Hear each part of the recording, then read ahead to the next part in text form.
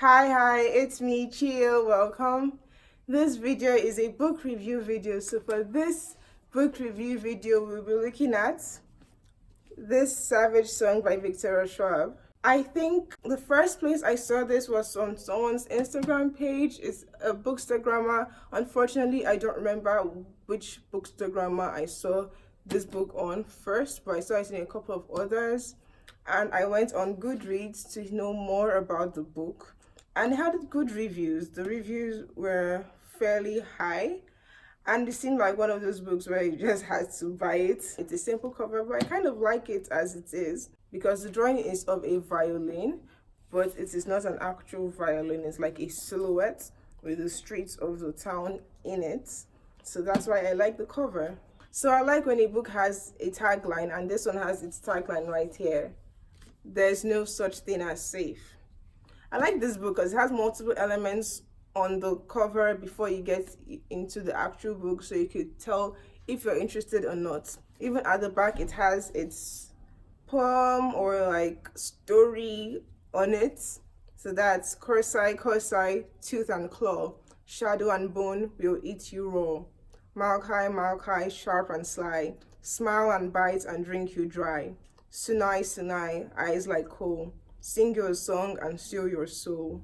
Monsters, big and small, they're gonna come and eat you all. I like that. And like, even if you don't know what the story is, I think this is enough to tell you what kind of world you're in the book. But the blurb is still there, so you even have more to work with. Kate Harker wants to be as ruthless as her father. After 5 years and 6 boarding schools, she's finally going home to prove that she can be. August Flynn wants to be human, but he isn't. He's a monster, one that can steal souls with a song.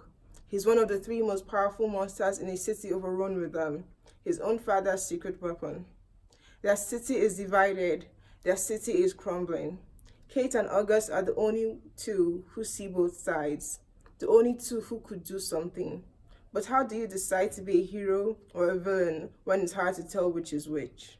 I think the blurb captures the story well, but there are just so many more elements when you read the story that I don't know if you could get the feeling from just the blurb. This kind of helps you get interested in the story, so I think it's fine that they didn't give a lot away in the blurb. It's enough to pique interest, to know what kind of world you're working with. Now, if you're looking for a fast-paced adventure action story, this is not the book for you. But if you'd love to see characters' journeys, this book is really interesting, and I think it's worth the read. Now, I usually like reading books when I see characters grow and change or become a better version of themselves, and I didn't really think about it much, but that's not what this book does. But it was done so well that it seemed like the characters were growing. Now we have 2 main characters in the book, Kate and August. I don't know which of the characters I prefer, honestly. I love both of them equally. Kate is human, August is not human, but on first glance you can't tell that.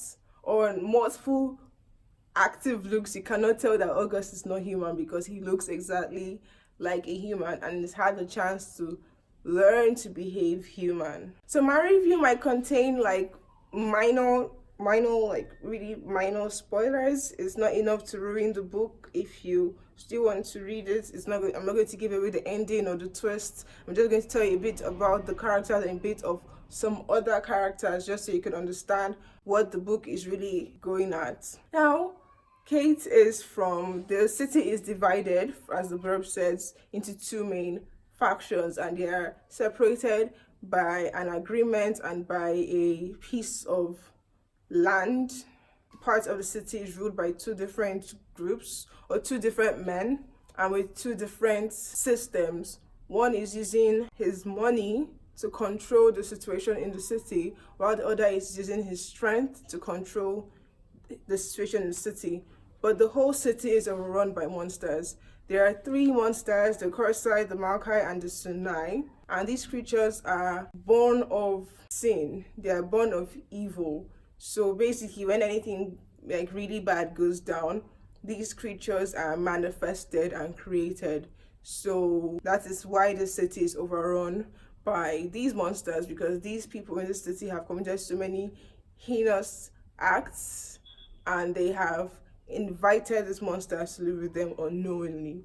But this is their reality now, and getting rid of these monsters isn't easy because, I mean, what is the reality of a whole city being full of only good people that can commit no sin?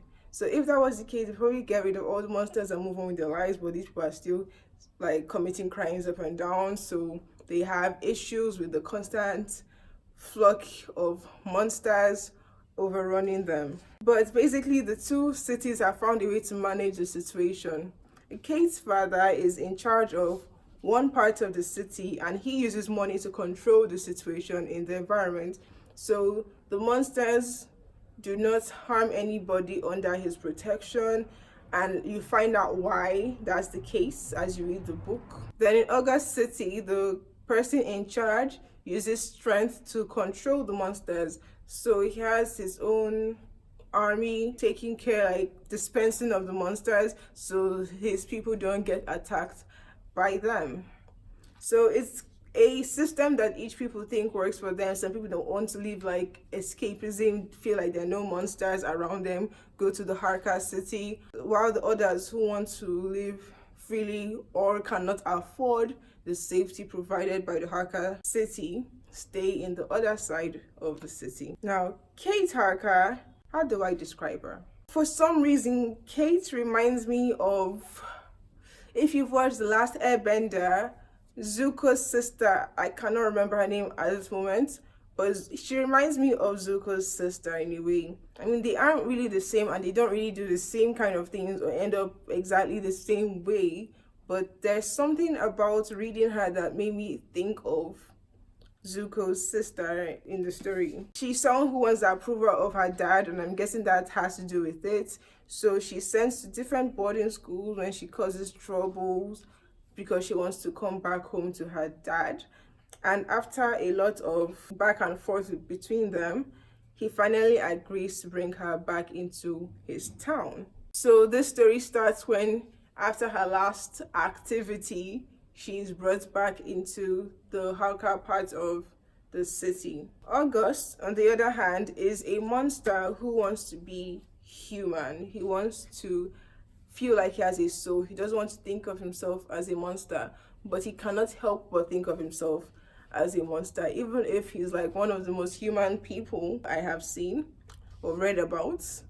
But he doesn't feel that way because he was not born, he was created like out of thin air. But he has little luck being human because he's been protected all his existence. So when Kate comes into town, he's given a mission to spy on her. And in the process of spying on her, they realize they're different from other people, so they become friends in the process. And that's where this story journey is. There is little fighting, but I think it's fine. It's written so well. I did not even know when I had gotten halfway to the story without seeing like fights go down like that. I don't want to go too into it, so I won't give away everything because the story is so much of a journey story that if I go into the action of it, I would be giving away the full story.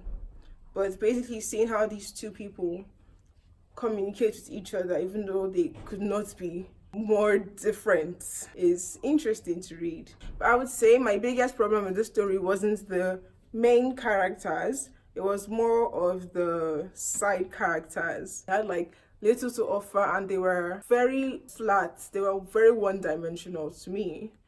And I think they could have been given more complexity, or the complexities they seemed to have under could have been expanded more, even if they were not the main characters. They were just a bit too flat for my liking.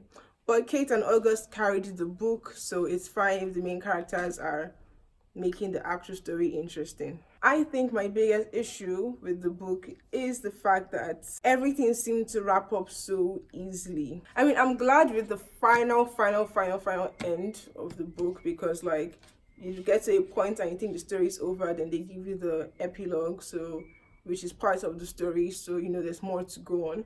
But when the book, if you don't read epilogues, you're going to be missing out on parts of the story, a huge chunk of the excitement in the story, because the way the story ended up so neatly. It was like wrapped up so easily that I was wondering what could have been in the book 2, because I also bought the book 2 without reading the book 1. So I was very confused to what I was going to expect in book 2, but now I know it's going to be more exciting than this one, probably going to have more action than this one. But this first book was kind of just like a peek into their lives, a peek into the way they think.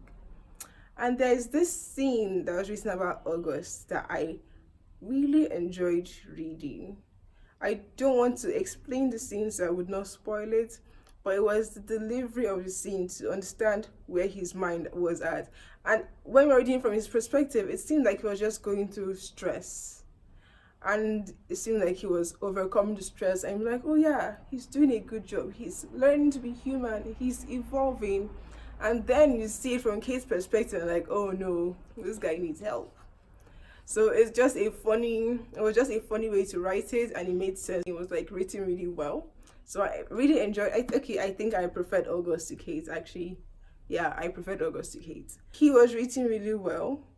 Even if he did not change, he was the same from the beginning to end, and so was she. They still have a lot to grow from. They still have a lot of growth to do. But for the stage they are in their lives, they are rounded characters. So the characters are written well. The story was written well. I read the story so fast. The pacing was so nice. The pacing was really nice. I love stories with good pacing. If I'm picking up a book and the book didn't make me drop it at any point out of boredom or because I have to do something else, then that book is not for me. But I did not have that experience with this book. In fact, I was trying to put off my other work and put off sleep just to finish this book. I'm trying to be more responsible, so I did not do that.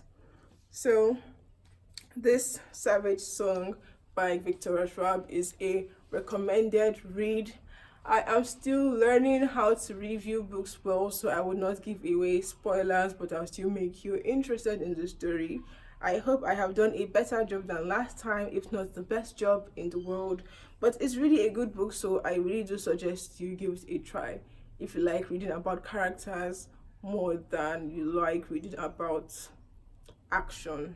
So that's it for my book review today. And I have one more thing to talk about. Over the weekend, I went to a book fair hosted by Roving Heights, and it was a small book fair. There were not many books. There was not enough variety, but I was still able to buy some books recommended to me. And I enjoyed the experience because I got to meet some people that have been amazing online, and I wasn't sure what to expect, but they were amazing in person too, and they have such great taste in fiction books. So I will leave their Instagram handles in the description too. They are bookstagrammers, so they buy fiction books and they review them. So if you want to buy a book, or if you want to know what a book is about, you could always check their channel and make your decisions of their opinions. So when I went for the book fair, it was at Roving Heights, and this is the bag they used to give the books. I don't know if it's a book haul if you didn't get that many books, but I was kind of happy with my pick. I'm kind of like having mixed feelings actually, but I got these two books, Pets and The Secret Lives of Baba Segi's Wives. Pet is fantasy-ish. It's written by Akweke Mezi. Now, why I have mixed feelings about this book is as I had heard about the book before, but I did not know anything about the book. But when I went to the book fair, one of the reviewers I met recommended this book, and some other people I saw coming in were like, oh, where did you get this book from? I really want to read this book. So it seemed like a book a lot of people were interested in, and the story they said was really nice. But I like reading in a safe bubble, so I pick writers that are writing purely for the sake of fantasy and nothing else. So I don't know much yet. I mean, we know who this writer is. She's popular. I did not know it was her at the time because I don't really remember writer names. But I'm a bit curious to see what approach she made in this book. But I really like the cover. It's embossed. It's glossy.